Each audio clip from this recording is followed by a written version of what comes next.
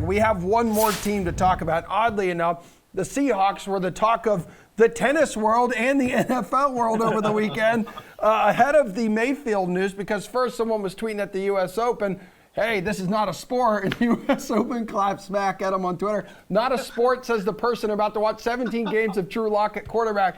Drew Lock says, happy 4th to all, but especially to the intern at the U.S. Open here.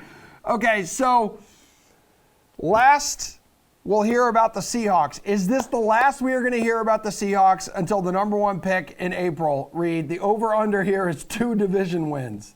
Oh, man, this is the last we're going to hear about them? No, because it's the Seahawks. And, and I'm sure Jeff can appreciate this as well, as golf aficionados and the whole this sport is not a sport, I absolutely love the U.S. Open Twitter feed coming out and clapping back at anybody who doesn't think tennis. Anybody who's tried to play tennis before knows it's one of the hardest sports in terms of getting it in that little box, getting it in if you're playing singles, and sprinting back and forth. And hand-eye coordination, you need it to play tennis. So if you don't think that's a sport, then shame on you. But yeah, this is not the last time we're going to hear about the Seahawks. Pete Carroll basically owns and general manages that entire organization. He needs to be out. So we're going to hear that quite a bit this year about Pete Carroll's future. Yeah, I mean, life without Russ is going to be pretty tough, isn't it, Pierce? No, it's not. Although people in the comments section seem to disagree with my Russ can't cook anymore. But every comment was, it was his offensive line. His offensive line. Don't blame Russ. He can't cook. Comments? Block for him. What do you want me to do? He wasn't cooking. People will make all the excuses in the world.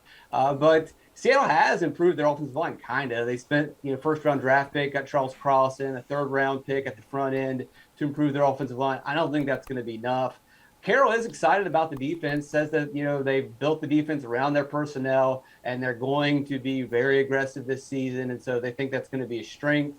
We know they've got receivers, they've got solid running backs, but they don't have a quarterback, and they have big questions at offensive line, so I can't really believe in them, but it is Pete Carroll. When it's all said and done, he'll probably at least get 7 wins because that's what he does. Okay, Jeff, any chance you want to go over 2 wins here? You got Geno Smith breathing down Drew Lock's neck, too. No, I mean, look, I am going to go over 2 wins. What? I mean, look, it's 2 wins. Like, 2 wins, we get a push here. Like, that's all we need. I mean, there's a bunch of games. I like San Francisco, but I mentioned the Rams. I mean, they're coming off the Super Bowl hangover. Easily, we get maybe we miss Matthew Stafford, or we get a late in the season game. I'm not big on Arizona at all. I absolutely think Seattle could split the series there. So then we're just looking to pick up 1 more win here. Yeah, we can do that. So I think Pierce is right. This team, outside of quarterback, it's not terrible. Like, they still have DK Metcalf and Tyler Lockett there to make some plays.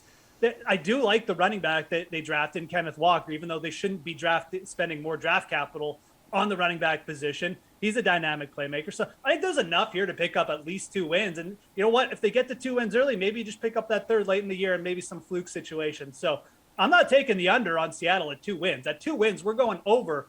But, this team is definitely going to be capped out at like 7 or 8 wins. Have fun watching Rashad Penny run 400 times a game. Yeah. But they could probably beat the Cardinals doing that. That's my point, right? Sure, so I guess. Connor, 40 carries. They're going to be ugly to watch. 41 carries. Wasn't that 3-0? Didn't Penny had like those crazy good games, like the last handful of games, right? He ran for like 200 yards. He pulls you back in until you draft him in like the 4th round, and then he goes absolutely nil.